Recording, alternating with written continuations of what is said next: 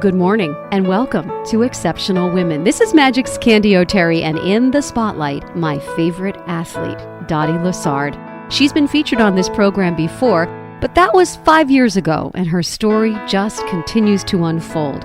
She's a single mom, a two-time transplant survivor, an author, a motivational speaker, and an inspiration to everyone she meets. You see, Dottie Lessard beat the odds. She's alive, and she really wasn't supposed to be. And that's where faith and believing in miracles comes in. She's a world-class athlete, and her lungs and her kidneys are not her own. Born with cystic fibrosis, Dottie's lungs were constantly infected as a child. At 27, she received the lungs of a mountain climber. And on that day, she made a promise to herself to use them, to run, to honor her donor, to accomplish a lifelong dream, and become the athlete that had been hiding inside her for so long. Her new book celebrates the incredible journey, and it is called 7 Letters That Saved My Life, 7 Principles That Made It Happen.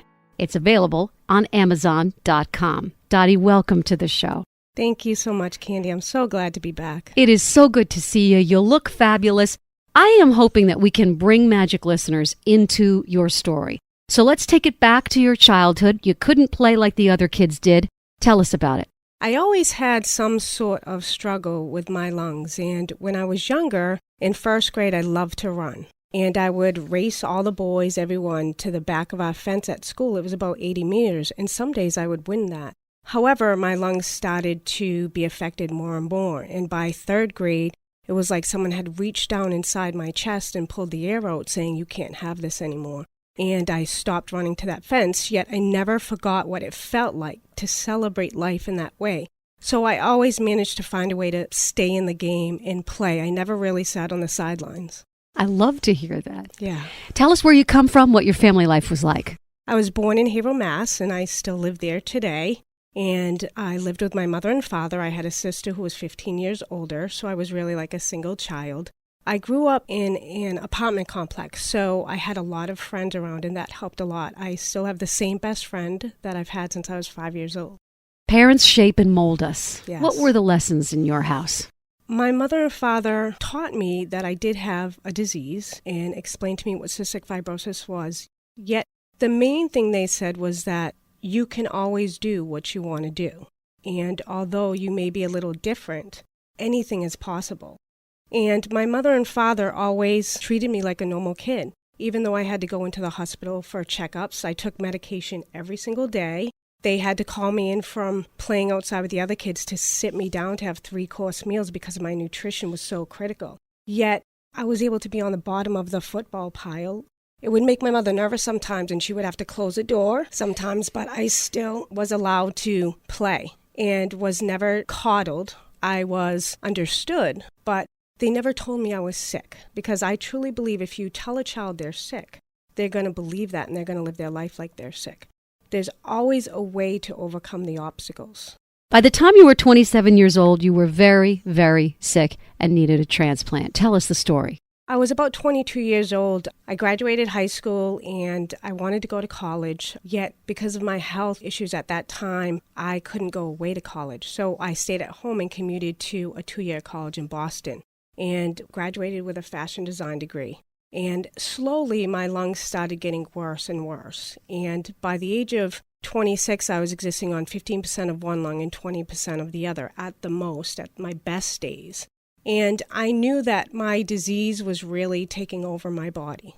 And so I really fought hard to find a way to make it through. And I had seen a couple of people get lung transplants. And I had watched one of my friends who received a lung transplant. She was laughing and she didn't start coughing. And that to me was amazing. And I knew that at that moment, that was going to be my way out of this. And if I could get a double lung transplant, I could do all the things that I dreamed I wanted to do, especially run. So I asked my doctor, and his first reaction was, "You're not sick enough yet."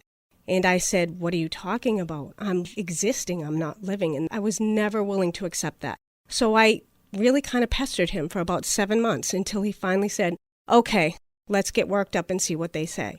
And so I became listed. How long did it take before a match was found? And tell us about that moment. It was 2 years and 7 months, and the moment came October 27th, 16 years ago today. On this very day, 16 Yes. years ago, the moment came. Tell us Yes. about it. I got a call. It was about 4:30, 4:45 in the morning, and the phone rang in the house. My mother and father were asleep in their bedroom, and I was asleep in mine, and I immediately jumped up and answered the phone and said, hello. And my surgeon was on the other line. He said, hi, Miss Lessard, it's Dr. Wayne. I believe we have a pair of lungs for you. And by that time, my father had picked up the phone also, and here's this strong man who I've never even seen cry going, oh boy, oh God. And I said, okay, when do you need me in? And he said, as soon as you can, get yourself ready. So I immediately went in the shower and shaved my legs because I didn't know when the next time I was going to be able to do that. And, That's amazing. Yeah.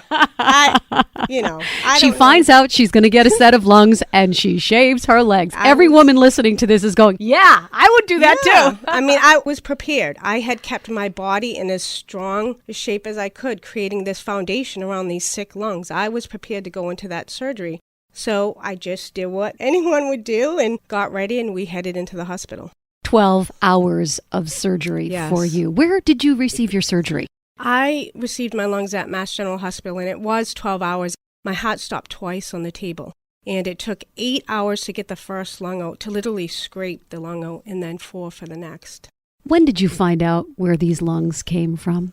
It was about a week and a half later, after I was still in ICU recovering. My CF doctor, who I've had since I was 2 years old, had come into the room, and he's this little Chinese man, and he walks in and he's shaking his little head, and he said, leave it to you to get the lungs of an athlete. And I said, what? He told me that it was a 37-year-old man who was a mountain climber.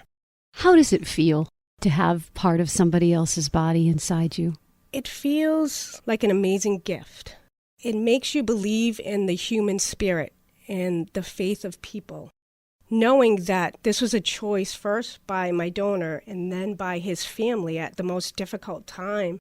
It propels me forward to live my life with meaning every single day.